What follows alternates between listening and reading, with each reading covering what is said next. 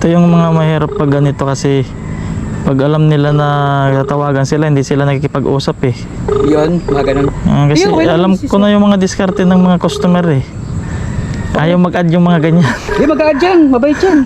Walang problema dyan, boss. Pwede na. First moving natin. Parang mali ata to ah. Parang kinakabahan tayo nito mga idol. Parang mali yung location ah. Tawagan muna natin. Sir, nandito na ho ako sa pin location. Saan bang car wash? May car wash dyan sa may tulay, gilid, tapat ng motor shop. Opo, nandito po ako sa tulay, sir. Tingnan niyo, hanapin niyo sir yung car wash dyan. May car wash dyan eh. Car wash? Wala namang. Tapat ng motor shop, di ba may motor shop sa kapila? Tapat dyan, merong car wash. GNL Motor Shop, sir. Kaya sa kabilang kalsada, meron siyang car wash. Hindi naman to, sir, dito car wash. Ano to dito? Yung parang puro palengke. Bakery.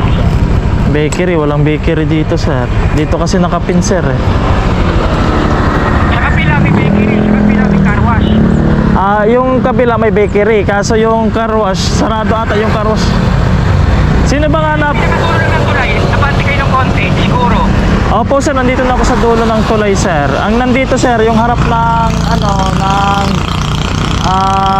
bakery. Ito nga yung toro tindahan dito. Dito sa may banda rito, konti. Yan yung bibigyan. Oh, nandito ako, sir, sa bilihan ng isda. Yan, sa may gilid yan, meron yan, sa may gilid yan, may car wash. Kita niyo, sir? Nandito sa gilid. May papasok dyan, meron dyan iskinita na papasok sa ibabaw na rin. Etong sa gilid. Baba kaya, sa may rikrapang daan, sa ibabaw. Dito sa may tulay, itong Rikrap mismo. dire-diretso pa to. Diretso ka na ng konti. Abangan kita rito, ya. Aray ko. Kasi ako nakalabas kasi wala konti sa bahay eh.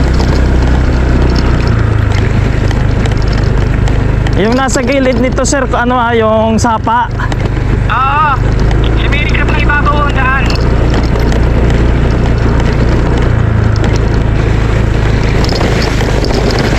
Tapos diretso lang kayo, ya. Hintay ko lang kayo rito. Layo pa pala nito. Medyo na konti lang, hindi lang masyadong malayo. Sino ba magbabayad dito, sir? Doon na. Abangan ko kayo rito, ya, ha.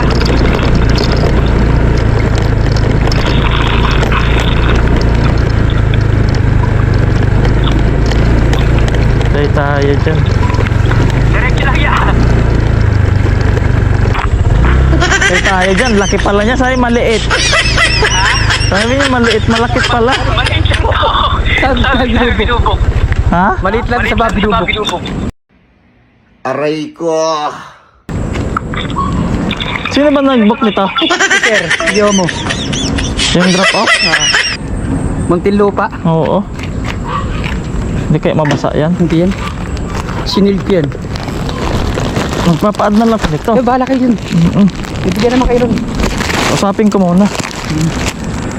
58 pieces yan eh. Problema, wala pang signal dito.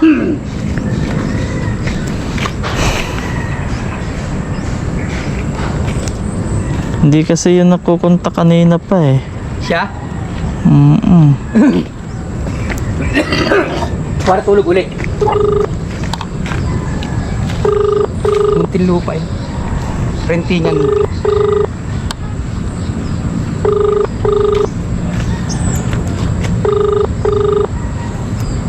Ito yung mga mahirap pag ganito kasi pag alam nila na tatawagan sila, hindi sila nakikipag-usap eh. Yun, mga ganun. Kasi okay lang, alam ko na yung mga diskarte ng mga customer eh. Ayaw mag-add yung mga ganyan. Di mag-aad yan, mabait yan. Walang problema dyan, boss. Kilala ko yan. Matagal ko nang ka-negotiate yan. Walang problema yan sa pera. Bigyan ka niya ad.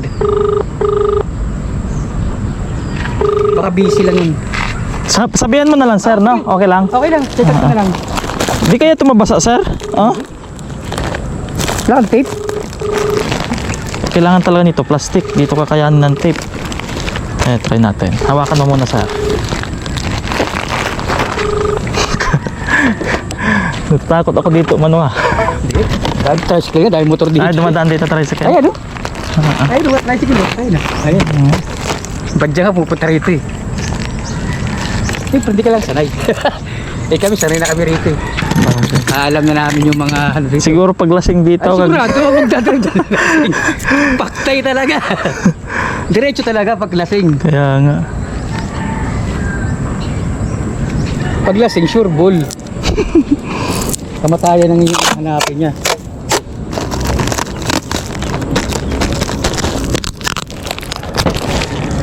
Pag lasing-lasing, sinteryo talaga. Malas na. Nalaglag ng Yan?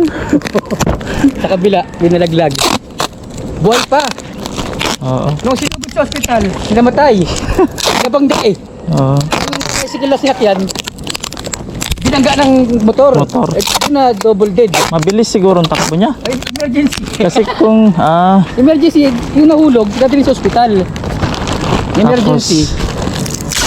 Na ano yung ano, bangga siya.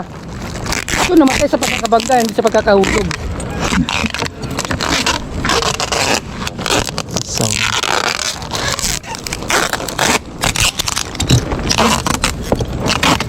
ano to, tila? Eh, damit na yan. Mga dam. Gawa nyo, no? Mga gawa nyo. Ano sir, thank you. So, nabala dyan, chat ko na lang ha. Sabihin mo na lang, sir, magpapaad ka mo yung rider kasi malayo ka mo yung pinik upan, tsaka medyo may kalakihan. Aray ko.